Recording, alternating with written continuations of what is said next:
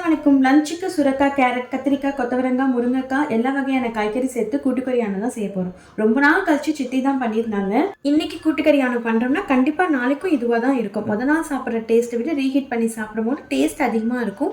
இது ஃபிஷ் கிரேவிக்கு மட்டும் இல்லை, இந்த கிரேவிக்கும் பொருந்தும். ஸோ எக்ஸ்ட்ராவாக பாரபட்சம் இல்லாமல் பண்ணியாச்சு. ப்ரான்ஸில் கொலஸ்ட்ரால் ஹையாக இருந்தாலும் பிளட் கொலஸ்ட்ரால் லெவலை இன்க்ரீஸ் பண்ணுறது இல்லை. எல்லா நான்வெஜ்லையும் இருக்கிற ஒரே ரூல்ஸ் தான், ப்ரான்ஸை டீப் ஃப்ரை பண்ணாதீங்க. நல்ல கொலஸ்ட்ரால் கெட்ட ஃபேட்டாக ஆகிடும். ப்ரான் பேக் சைடு இருக்கிற நரம்பை மட்டும் கம்ப்ளீட்டாக ரிமூவ் பண்ணிடுங்க. இது டைஜஸ்ட் ஆகாமல் போகிறதுக்கும் சான்ஸ் இருக்கு. பட் ஸ்கின்னை மட்டும் ரிமூவ் பண்ணாமல் நீங்கள் கிரேவியில் போட்டிங்கன்னா டேஸ்ட் அட்டகாசமாக இருக்கும். இப்போ கிரேவிக்கு தேவைப்படுற புளிக்கரசலையும் ரெடி பண்ணிக்கலாம். இந்த கிரேவிக்கு தேவைப்படுற மசாலாவை மிக்சர்லாம் போட்டு அரைக்காம கையாலே மசிச்சு கரைச்சி எடுத்துக்கோங்க. ஸ்கின்னை ரிமூவ் பண்ணாத ப்ரானையும் புளிக்கரசலோட சேர்த்துக்கோங்க. நிறைய வெஜிடபிள்ஸ் ப்ரான்லாம் சேர்த்து பண்ணுறதால இதுக்கு எந்த ஒரு சைட் டிஷ்ஷும் தேவைப்படாது. காயெல்லாம் முன்னாடியே வேக வைக்கிறதால லாஸ்ட்டாக தான் தாளிக்கணும். தாளிப்பு சேர்க்கும் போது தான் வீடே மணக்கும். ப்ரான் சேர்த்து இந்த கிரேவி பண்ணதால இந்த வாசனையிலேயே நிறைய வெஜிடபிள்ஸ் ரைஸ் கம்மியாகவும் உள்ள போகும். இதோட ரெசிபியை டீட்டெயிலாக நாளைக்கு ஷேர் பண்ணுறேன். பிடிச்சிருந்தா லைக் பண்ணிட்டு மறக்காம ஷாஸ் கிச்சனை சப்ஸ்கிரைப் பண்ணிக்கோங்க.